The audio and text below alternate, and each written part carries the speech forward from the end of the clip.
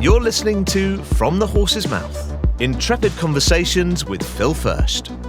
Ready to meet the disruptors who are guiding us to the new great utopia by reshaping our world and pushing past corporate spin for honest conversations about the future impact of current and emerging technologies? Tune in now. Great to have an esteemed executive in the technical services world, Mr. Nitin Rakesh, join me today. I've known Nitin for several years now, actually, and we've been sharing a lot of ideas and views on how this industry has evolved over recent years. But I'd like it, Nitin, can you come in and give everyone a bit of your background and how you got to where you are today? Thanks for having me, Phil. Firstly, it's a great privilege and an honor. And I think, as you rightly said, I've enjoyed our friendship over the last many years. And in a way, I feel like I've seen the birth of HFS and then the scaling of it. So amazing to be part of that journey. A quick background: I think I've been in the IT services, tech, and financial services industry for about 30 years. A software engineer and a geek at heart. Spent a fair amount of time early on in my career writing software, and then of course, post business school, ended up in financial services, mostly on the buy side, asset management, wealth management, private equity. For the last, 12, 13, 14 years, I've been running, a couple of companies in the tech services space. The last 8 years, I've been running Mphasis, partnered with Blackstone in 2016 to buy the majority stake out of HP and, public company. So I've had the rare privilege of running a private equity controlled public company for the last 8 years, and it's been a lot of fun. We've lived through, as we speak, we're living through the third big, tech wave that I've seen in my career. Started with the internet and then came the digital revolution, and now we're going through the AI pivot. So I think keeps us all honest, keeps us on our toes, keeps us excited about looking around corners and crafting strategies to not just, live through them, but thrive through some of these tech changes. So really, privileged to be born in an age where you can witness so much technological advancement and change. Yeah, and we've been talking about inflection points for a good 20 years plus now, right? But are we generally on the cusp of generally disruption of beyond our wild comprehension? Is it really the fact that we can now replicate ourselves perfectly in video and text? Is this really going to impact our livelihoods and jobs as much as the hype suggests? The beauty of inflection points, Phil, is that most of them go through the hype cycle that you referenced to. And human beings by nature overestimate the impact of tech in the very short run and then underestimate the impact in the long run, because that's just the way it is. Yeah. You look at almost every big wave of technology that we've lived through, not just in the last 30 years, but in the last 100 years since industrialization, it's pretty much been the same way. Just in the last 30 years, internet was a big hype cycle. Everything was about eyeballs, and until it wasn't. But some of the biggest companies we know of today in the world were born in that era, right? So it's clearly become a very, very foundational fabric of our daily lives, economic lives, social lives. 99% of banking transactions happen on a combination of internet and digital channels, which just 25 years ago, that number was less than 1%. So I think this is a fundamental shift that we went through in the last 25 years in ways of working, ways of, engaging with customers. About the e-commerce boom. We've talked about the media, a change that came about with OTT. So almost every industry got touched, impacted, disrupted. There are well-documented stories of disruption that just happened in the last 25. So I think AI is a little bit like that as well.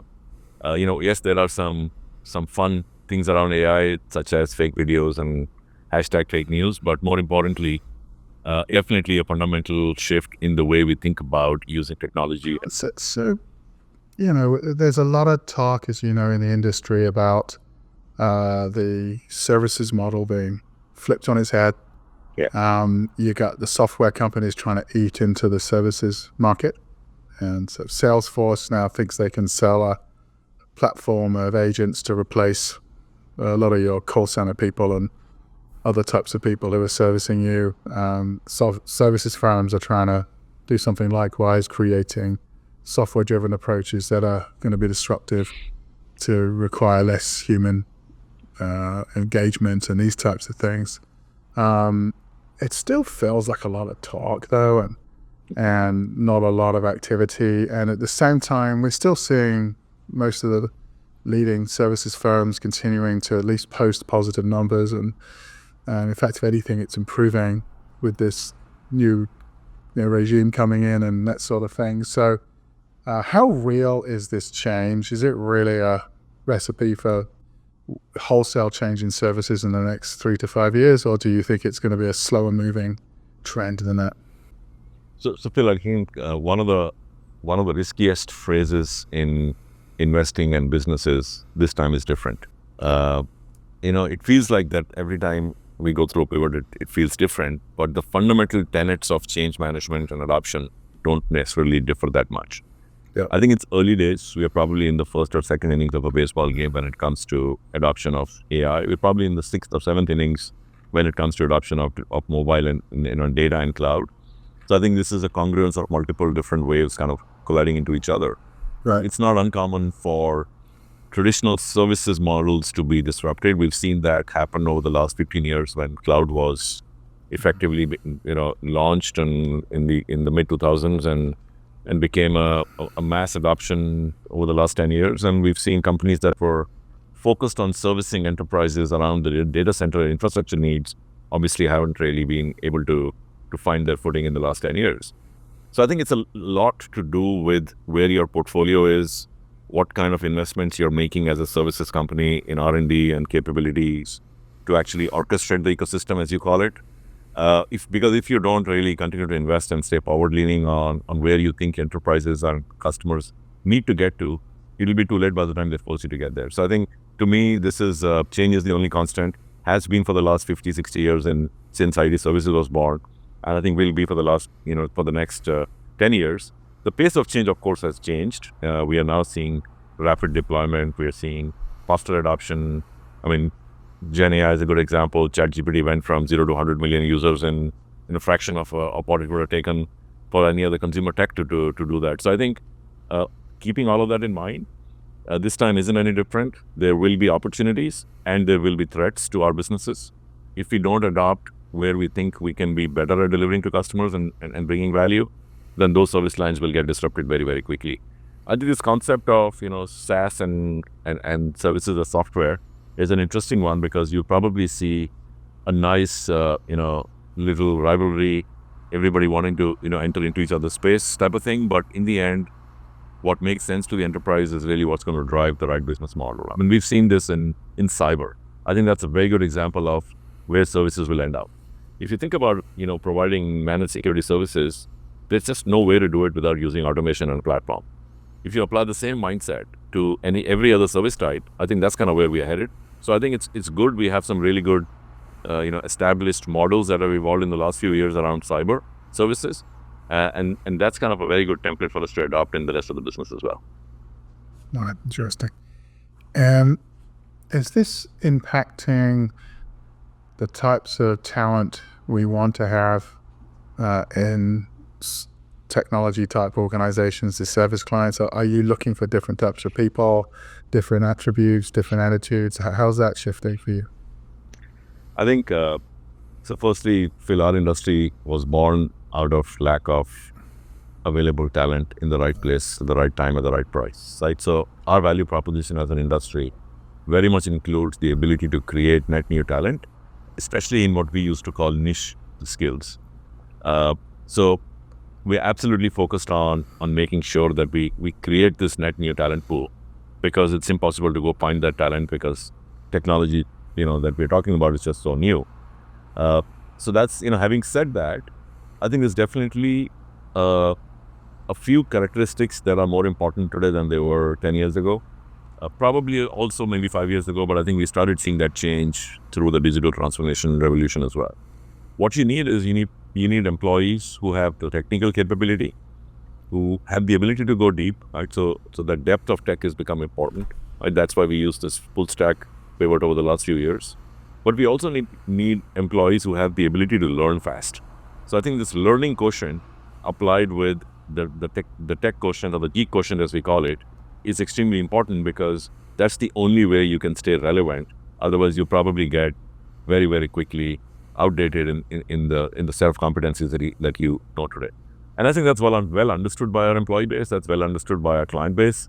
And if anything, the last 10 years have actually proven that for almost every employee that we have, that unless you keep yourself current, you're not going to actually be relevant to the ecosystem. So creating net new skills, promoting learnability, creating the ability, providing the platform to employees to actually upskill themselves on a regular basis, gamifying it, and using the open source ecosystem to kind of leverage the power of everything that's out there, including the platforms that have made a lot of these knowledge packs available, is the way we are thinking about doing it. And of course, the big red herring also is, do you actually see Uberization of the workforce going forward? And I think the answer to that is, you will actually see much more of a gig workforce getting adopted and accepted. Of course, it's an evolution path that we will go through. So keeping all of that in mind, I think we are absolutely in for some exciting times. You talked about using software to deliver services. You talked about agentic AI. All of that's in the same value chain of augmented workforces, in terms of using the man-machine combo to deliver service. Right. And how do you think this impacts, the younger folks coming into the workforce now, and all they're hearing about is people trying to automate work, trying to replace people effort with AI, and the challenge is, how do you make yourself valuable as a human being? What is this having to the younger generation today in terms of, is this just making this a less appealing world to work in, or is this driving behaviors in a different way? I think it will be a less appealing world to work in, because the availability of less appealing, easier to do jobs is going to continue to shrink. And I'll give you a couple of examples from the last 50 years, because I genuinely believe that this time is no different. If you think about the telecom business that was booming, 75 years to 50 years ago, every country in the world was adopting telephony. And of course, this was even before, mobility was launched in the 80s. And there was a very large workforce that was actually employed by these telecom companies that were typically regional, right? Baby bells, as we call them in the US. And a large part of their job used to be switching calls. You had to call an operator for the operator to connect you to a trunk call or a long distance call. And very rapidly, as software became more and more prevalent, all of those jobs disappeared. But you look at the growth that happened in the telecom industry, and they had to go replace those jobs with software engineers versus telephone operators. Right? So the nature of jobs shifted. It's not that the industry disappeared. The industry actually rapidly grew because there was no constraint of human, limit to growing how many subscribers you can have. And of course, data became a big deal with telcos right after mobility was launched and the internet was launched on the mobile phone. So that's one example. Think about how much transformation happened in the job profile of people who work at telecom companies. Let's take another example of an unrelated industry, airlines. If you looked at the mid-90s, almost every airline had a few thousand people in their back office that were processing paper tickets, because every airline ticket was a stub that had to be reconciled, paid the agents, paid to the other airlines, pay the commissions, and so on and so forth. All of that disappeared after the internet and the emergence of e-tickets. So those thousands of people that worked in the airline companies processing tickets and stubs and payments, gone. It's all software today. Right? So I think we are going to see something very similar in every industry. Of course, the level of impact depends on how manual or how archaic the process is, but we've seen a lot of that change over the last 25 years anyways, with the emergence of internet and digital tech. So this is think of this as a third wave in that direction. You will have to constantly find ways to be relevant in terms of having the right skill set. You may be a back office operator that is still answering, customer service calls, but your ability to work with an AI agent will determine whether you stay in that job or you get automated by the AI agent itself. Same thing for a software engineer, same thing for a claims processor, same thing for a sanctions screener in the compliance department, and so on. So I think we have to just embrace this combination of human worker with a digital worker or an AI agent, and the power of two combined is more than individual, each of them. And I think if you embrace that and you really find the ability to learn how to use technology, I think you have a plethora of opportunity that will come up. But if you don't, then less and less opportunities there. Yeah. But this is like the first time we've truly got to a point where companies are under pressure, or leaders within companies under pressure to replace human effort with technology. We grew up in a world where companies were outsourcing. So it was moving work from humans to other humans, maybe offshore, right? And that was a process which was easier to do. It was a human-to-human process. There was still a lot of human interaction and human involvement. Now we're asking people to say, document your job so we can start to replicate it in an agentic tool application. I don't think people are going to be very happy to do that because they know what the end game is here. So do we have to go to the managers of those people to say, you need to figure out what all your staff are doing so you can start to replicate their jobs in software, and you have to work with us, and you're going to become a leader of an agentic workforce? I mean, there's so much talk about this, but the reality is if you think about the amount of change and stress and paranoia that's going to be involved in this, you almost wonder if companies can go through this. And is it going to be a whole new wave of firms appearing who are starting up from greenfield and building out purely digital workforces that can operate? Because, I find it very hard. I've sat through so many client work roundtables and workshops and interactions where you can tell they just can't get from 1 to 2, let alone 1 to 5. A few are, but it requires amazing dynamic leadership to do it. Most are just really struggling to move that needle at all. So, I think, Phil, that's really I call it the $1 trillion question, because think about services being a $1 trillion market.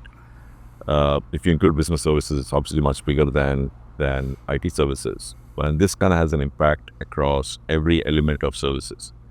Legal services, accounting services, IT services. So I think there is definitely case to be made for a massive change in the way we work. AI for work is going to become more and more real. But I think we may be overestimating the very short-term, change dynamic. I think it's a process. I don't think every enterprise has quite got to a point where they have the maturity to actually implement an agentic framework. I think it's still very, very early days. And along with any other type of change, I think cultural change, behavior change, resistance to change are all of those very very real things. I don't think the dependency is on a human documenting what he does and how he does it, or she does it. I think that dependency can be taken care of by just having scraping tools and software actually to document every keystroke and we've done this for years with RPA and process mining tools. I don't think, we are dependent on the human, documentation, so to speak. And I think we have the ability with Gen AI today to even have software, ingest software and extract logic, right? So this whole software eating software phrase is here and now. I think the real issue really is, what's the balance that you want to drive between human oversight, human controls, human ingenuity, insight and context? And yes, you can have a lot of context coming out of LLMs, but is that necessarily, the same level of output you need? So I think water will find its own level. Change will definitely be hard. We'll end up unlocking a whole new series of jobs and skill sets that we probably don't think of today. We've talked about for the last couple of years, just data providing such a big opportunity. Model management, model tuning. We've talked about curation of data sets, traceability and governance. So I think there is a whole new body of capabilities, skills and jobs that are starting to pop up. But as always, I will again, remind us all that let's not over-expect, what this will do in 2025. I think it's a journey. We've started roughly 2 years ago. Of course, AI has been around for 50 years, but really the big retail revolution started about 2 years ago. And this is going to be a process that will take its own sweet time. It may be faster than, the internet adoption or digital adoption, but it's still going to take its own time. Okay. So looking at maybe, 10 of your biggest clients, how many of them are pushing you guys to challenge them and say, help us start to shift this model? And how many of them are sort of just more of the same, keep costs low, that sort of thing? Because I got a bit of an attitude that some of this is vendor push right now, supplier push to say you need to do this because, whereas the clients are just saying, hey, can you use technology and deliver me the same for 10% less, right? So when you look at maybe your top 10 clients, how many of them are generally pushing you to help them move the envelope versus those who are just saying, I just want more for less?